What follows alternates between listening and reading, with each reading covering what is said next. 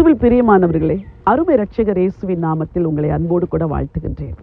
இந்த உலகத்தில் சில ஐஸ்வர்யவான்கள் பணக்காரர்களை பார்த்து நீங்கள் ஆச்சரியப்பட்டதுண்டு. உலகத்தில் நமக்கெல்லாம் இப்படி ஒரு வீடு இல்லையே, ஆஸ்தி இல்லையே, ஐஸ்வர்யம் இல்லையே என்று. சிலர் பெரிய பணக்காரர்கள், டாப் 10 ரிச் பீப்புளுடைய ஐஸ்வர்யத்தின் அளவை கேட்டு எப்படி இவர்களெல்லாம் பணக்காரர் ஆகியிருக்கிறார்கள், நான் இப்படி இருக்கிறேனே என்று நீங்கள் நினைத்திருப்பீர்கள்.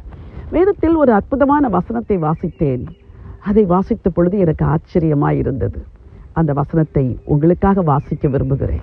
கொலோசியர் 2:3 அவருக்குள் ஞானம், அறிவு என்பவைகளாகிய பொக்கிஷங்கள் எல்லாம் அடங்கி இருக்கிறது. வசனம் சொல்லுகிறது, அவருக்குள் ஞானம், அறிவு என்பவைகளாகிய பொக்கிஷங்கள் அடங்கி இருக்கிறதா. யாருக்குள்? ஆண்டவர் இயேசுவுக்குள். அந்த இயேசுவுக்குள் பொக்கிஷங்கள் அடங்கி இருக்கிறது. அந்த இயேசு உங்கள் உள்ளத்தில் வந்தால் பொக்கிஷங்கள் உங்களுக்குள்ளும் வருகிறது. எனக்கு அன்பானவர்களே, உலகத்தில் ஆஸ்தியையும் ஐஸ்வர்யத்தையும் பணத்தையும் ஒரு மனிதன் சேர்ப்பதினால் அவன் ஆயிரக்கணக்கான ஆண்டுகளாக உலகத்தில் வாழ்ந்துவிட முடியாது. அவர்களுடைய ஆயுள் 70 அல்லது 80, மிஞ்சி போனால் 100 வருடம். அதற்கு பிறகு நித்தியமான வாழ்க்கை என்று ஒன்று இருக்கிறது. அதை குறித்தது உலகத்தில் எவருமே நினைப்பதில்லை.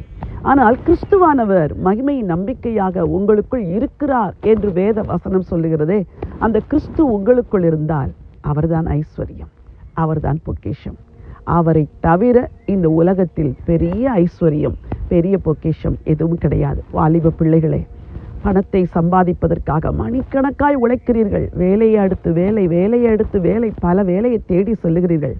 எல்லாம் நல்லதுதான். பூமியில் ஐஸ்வர்யத்தை சேர்த்துக் கொள்ளுங்கள். ஆனால் மகா பெரிய ஐஸ்வர்யமாகிய கிறிஸ்துவை மறந்து விடாதிருங்கள். கிறிஸ்துவுக்குள் ஞானம், அறிவு என்பவைகளாகிய பொக்கிஷங்கள் இருக்கிறது. ஐஸ்வர்யம் அவர்தான். அவர்தான் ஞானத்தின் ஊற்று, அவர்தான் ஆசீர்வாதத்தின் ஊற்று.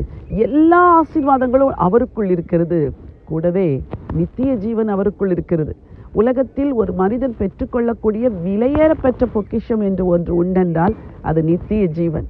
பெரிய பெரிய கோடீஸ்வரர்களுக்கு கிடைக்காத அந்த நித்திய ஜீவன் உனக்குள் இருந்தால், மகனே, மகளே, நீதான் இந்த உலகத்தில் ஐஸ்வர்யவான். இன்றைக்கு உங்கள் சிந்தையை மாற்றுங்கள். இயேசுவை பொக்கிஷமாய், சொத்தாக, ஐஸ்வர்யமாக நினைத்து மகிழுங்கள்.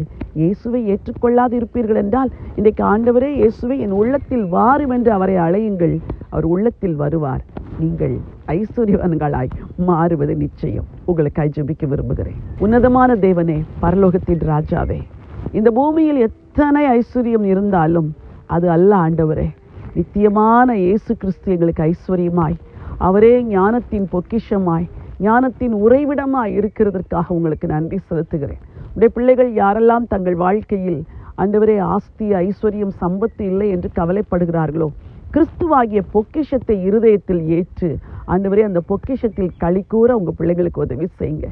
என் தேவன் தம்முடைய ஐஸ்வர்யத்தின்படி உங்கள் குறைவை எல்லாம் கிறிஸ்து இயேசுக்குள் மகிமையில் நிறைவாக்குவார் என்ற வார்த்தையின்படி ஆண்டவரே, கிறிஸ்து இயேசுவுக்குள் இவர்களுடைய எல்லா குறைவுகளும் நிறைவாகட்டும். மனதார உம்முடைய ஜனத்தை ஆசீர்வதித்து இந்த வெளிச்சத்தில் நடக்க உதவி செய்யுங்க. கிருபை கூட இருக்கட்டும். ராஜா இயேசுவின் நாமத்தில் பிதாவே, ஆமென். பிரியமானவர்களே, ஆண்டவருக்குள் ஞானம், அறிவு, நித்திய ஜீவனாகிய பொக்கிஷம் இருக்கிறது. அவரை இருதயத்தில் ஏற்றிருக்கிற நீங்கள் தான் இந்த உலகத்தில் ஐஸ்வர்யவான்கள்.